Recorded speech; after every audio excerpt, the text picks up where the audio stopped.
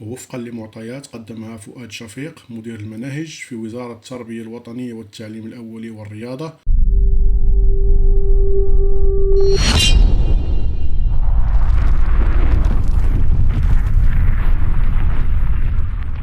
وزارة التربية تعتمد رسميا تدريس اللغة الإنجليزية في الابتدائي والإعدادي. تتجه وزارة التربية الوطنية والتعليم الأولي والرياضة نحو اعتماد اللغة الإنجليزية في تدريس المواد العلمية خلال جميع المستويات الدراسية الثانوية بحلول سنة 2030. وستعتمد وزارة التربية الوطنية انطلاقا من السنة المقبلة تمهيدا لورش تدريس المواد العلمية بالإنجليزية. خطة تدريس هذه اللغة في المستوى الثاني إعدادي، وخلال كل موسم دراسي ستضيف تعليم اللغة في مستوى مختلف بشكل تنازلي إلى غاية المستوى الرابع ابتدائي. وتأتي خطوة اعتماد اللغة الإنجليزية في مستويات جديدة من أجل تسهيل عملية التعلمات لدى التلاميذ وتحضيرهم بشكل سليم لدراسة المواد العلمية بالإنجليزية خلال المراحل الثانوية.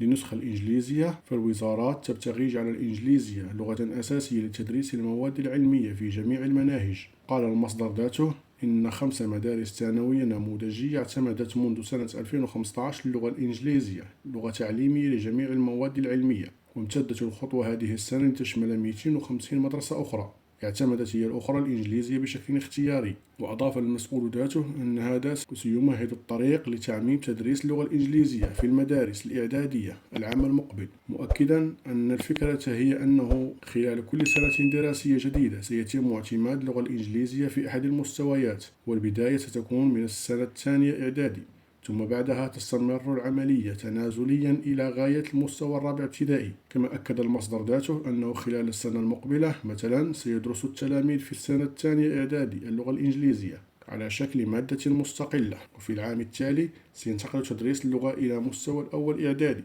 النظام التعليمي الحالي يعتمد مادة الإنجليزية ابتداء من السنة الثالثة إعدادي فقط. وأورد المتحدث ذاته أنه من خلال الموسم الدراسي 2027 سيكون التلاميذ مسجلون في الجذع المشترك من المدرسة الثانوية درسوا اللغة الإنجليزية خلال سنوات المدرسة الإعدادية كاملة. وبحلول سنة 2030 سيكون لدى المغرب رسميا تلاميذ من جميع أنحاء البلاد درسوا اللغة الإنجليزية لمدة 6 سنوات في كل من المدارس الإعدادية والثانوية. وأردف المصدر 2030 هي آخر سنة من هذا المشروع الاستراتيجي، وستكون اللغة الإنجليزية حينها نظاما راسخا في المدارس الإعدادية والثانوية ثم المدارس الابتدائية. وأشار المصدر في السياق ذاته إلى أن الوزارة تؤمن بأن اللغة الإنجليزية يمكن أن تصبح اللغة الأجنبية الأولى في غضون عامين، معتمدا في ذلك على دورة تدريبية شاملة للأساتذة تمتد من عام إلى عام ونصف. وسيطلب من أساتذة المواد العلمية اجتياز 6 إلى 8 ساعات من التدريب كل أسبوع حتى يكونوا مستعدين بشكل كاف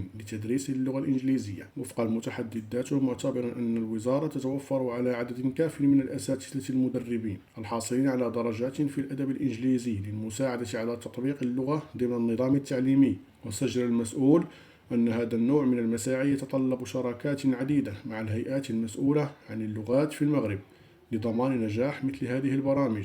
وزاد على سبيل المثال، قبل بدء البكالوريا الدولية في اللغة الإنجليزية دخلت وزارة التربية والتعليم في شراكة مع المجلس الثقافي البريطاني وجامعة الأخوين في إفرن. إلى اللقاء.